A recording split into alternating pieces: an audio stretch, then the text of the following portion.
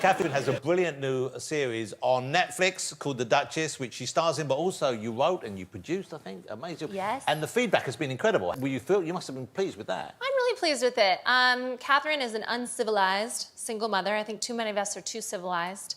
We're expected to be stoic and nice, first and foremost. She's not those things.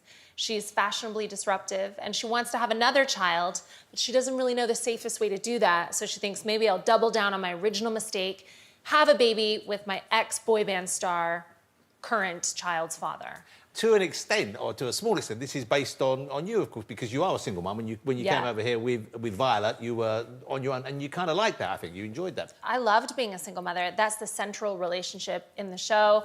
I'm really tired of rom-coms where I see, oh, if I could only get a man, and that's never been my story. I mean, I fall in love with them accidentally now and then, but I don't seek them out. I just want to hang out with my daughter.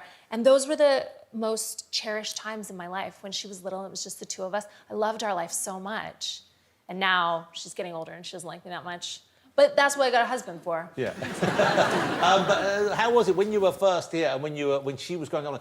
Were people kind of weird with you about being a single mum, about the fact you enjoyed being single? Well, at first, I think there's a lot of shame attached to, oh, you couldn't keep him around. I was like, he left because I begged him to.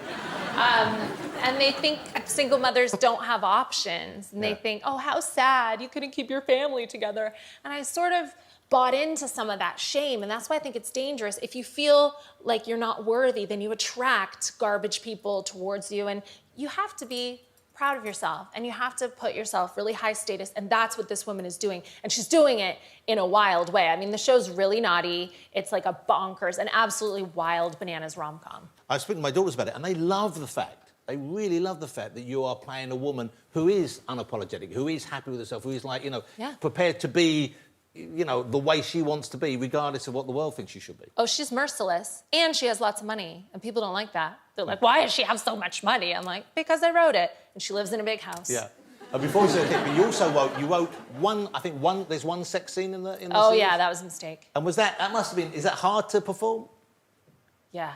You wrote it for yourself? Yes, I felt like she has a boyfriend, and I felt like you needed to believe in the intimacy of that relationship, so I wrote a sex scene, and I just figured it would be fine. I just thought, why try to be a good actor? Just be fine. You don't need to be Judi Dench. Actors creep me out because they're rewarded, they lie. Like you two, gentlemen, you seem very nice. I don't know that. I don't know who you are. Because you're really good actors. Well, we know Samson pretends to be a paramedic on a regular basis. Right. And I'm not like that. And I just thought, I'll just be a stand-up who sort of plays myself. That was all fine until the clothes came off. And then I was like, oh, this is why you have to be an actor. Because it's so cringe and it takes so long and I'm unprofessional.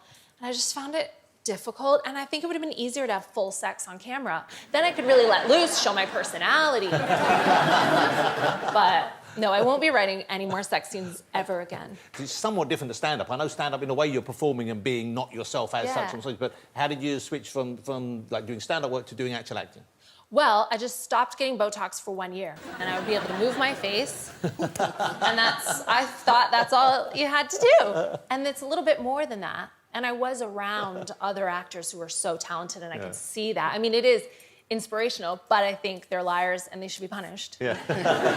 Claire, you ever done the acting? Yes. Oh, God, I'm desperate. Really? Oh, desperate to be an actor. I mean, I've played very challenging roles, actually. In a film called Dream Horse that was meant to come out this year, I played a character called Claire Balding, and I know, it was quite a leap, actually. Quite a stretch, yeah.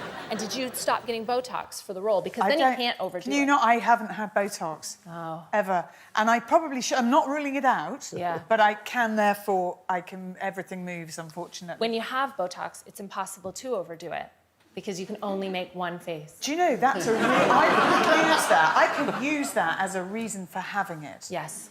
I could say to Alice, look, you said I overdid it in that role where I was playing myself, I thought quite convincingly. I will get Botox, and I can't.